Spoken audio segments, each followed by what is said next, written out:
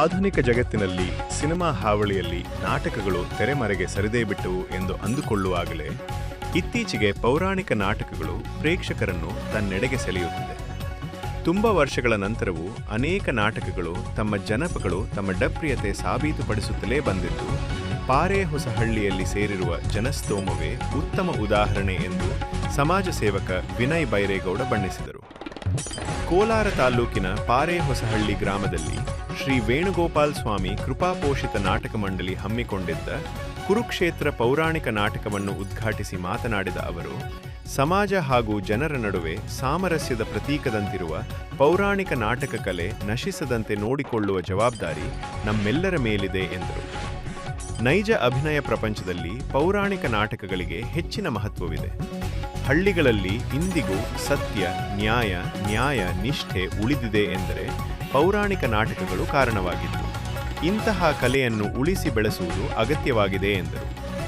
ಜಿಲ್ಲಾ ಬಿಜೆಪಿ ಪ್ರಧಾನ ಕಾರ್ಯದರ್ಶಿ ಹಾಗೂ ಯುವ ಮುಖಂಡ ಬಿ.ವಿ. ಮಹೇಶ್ ಮಾತನಾಡಿ, ಆಧುನಿಕ ಜಗತ್ತಿನಲ್ಲಿ ಹೆಚ್ಚು ಬಳಕೆಯಾಗುತ್ತಿರುವ ಮೊಬೈಲ್, ಇಂಟರ್ನೆಟ್, ಫೇಸ್ಬುಕ್ ಹಾಗೂ ಇನ್ಸ್ಟಾಗ್ರಾಂ ಯುಗದಲ್ಲಿ ಮುಂದಿನ ಪೀಳಿಗೆಗೆ ಪೌರಾಣಿಕ ನಾಟಕಗಳ ಅರಿವು ಮೂಡಿಸುವ ಕೆಲಸ ಆಗಬೇಕಾಗಿದೆ. ಪ್ರಸ್ತುತ ಪೌರಾಣಿಕ ನಾಟಕಗಳು, ಕಾಟಗಳು ಈ ಕಾಲಘಟ್ಟದಲ್ಲಿ ನಶಿಸಿ ಹೋಗುತ್ತಿದ್ದು, ಸಮಾಜ ಮೌಲ್ಯವನ್ನು ಕಾಪಾಡುವ ನಿಟ್ಟಿನಲ್ಲಿ ಪೌರಾಣಿಕ ನಾಟಕಗಳನ್ನು ಹೆಚ್ಚೆಚ್ಚು ನಡೆಸಬೇಕಿದೆ ಎಂದು ಅಭಿಪ್ರಾಯಪಟ್ಟರು.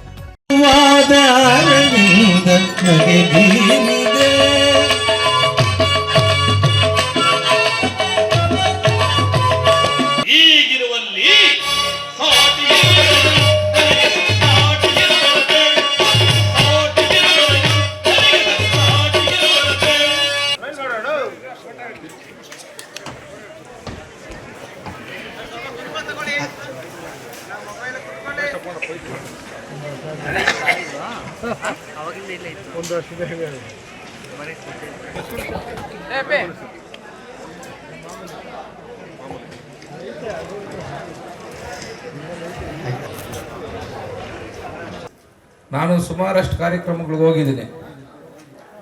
ಯಾಕಂದ್ರೆ ಈ ಒಂದು ಕಾಲದಲ್ಲಿ ಯಾರು ಮೊಬೈಲಿಂದ ಆಚೆ ಬರ್ತಿಲ್ಲ. ವಾಟ್ಸಪ್ಪು, ಫೇಸ್ಬುಕ್ಕು, ಟ್ವಿಟ್ಟರು, ಇನ್ಸ್ಟಾಗ್ರಾಮ್ ಅಲ್ಲೇ ಮುಳುಗೋಗ್ತಾ ಇದಾರೆ. ಇವತ್ತು ಈ ಪೌರಾಣಿಕ ನಾಟಕ ನೋಡಿದ್ರೆ ನನಗೆ ಖುಷಿ ಆಗತ್ತೆ. ಯಾಕಂದ್ರೆ ನಾವು ಚಿಕ್ಕವರಾಗಿದ್ದಾಗ ಗ್ರಾಮಗಳಲ್ಲಿ ಈ ಥರ ನಾಟಕಗಳು ನಡೀತಾ ಇತ್ತು. ಆದರೆ ಇಷ್ಟೊಂದು ಅದ್ದೂರಿಯಾಗಿ ನಾವು ನೋಡಲಿಲ್ಲ. ಈ ಒಂದು ಕಾರ್ಯಕ್ರಮನ ತುಂಬ ಅದ್ದೂರಿಯಾಗಿ ನಡೆಸ್ಕೊಡ್ತಾ ಇದ್ದಾರೆ. ಈ ಒಂದು ಕಾರ್ಯಕ್ರಮದಲ್ಲಿ ನನ್ನೊಂದಿಗೆ ಪಾಲ್ಗೊಂಡಿರುವ ಹಿರಿಯ ಮುತ್ಸದಿ ರಾಜಕಾರಣಿಗಳು, ಜಿಲ್ಲಾ ಪಂಚಾಯತಿಯ ಮಾಜಿ ಸದಸ್ಯರು ಆದಂಥ ಅವನಿಗೆ ತುಂಬಾ ಖುಷಿ ಆಗತ್ತೆ. ಇವತ್ತು ಈ ಪಾರೇಹೊಸಹಳ್ಳಿ ಗ್ರಾಮದಲ್ಲಿ ಇಷ್ಟೊಂದು ಜನ. ಎಲ್ಲರಿಗೂ ಶ್ರೀ ವೇಣುಗೋಪಾಲ್ ಸ್ವಾಮಿ ನಾಟಕ ಮಂಡಳಿ ಈಗ ಏನು ನಾಟಕ ಆಡಿದ್ದಾರೆ ಇಷ್ಟೊಂದು ಚೆನ್ನಾಗಿ ಬರುತ್ತೆ ಅಂತ ನಾನು ಅನ್ಕೊಂಡಿರ್ಲಿಲ್ಲ.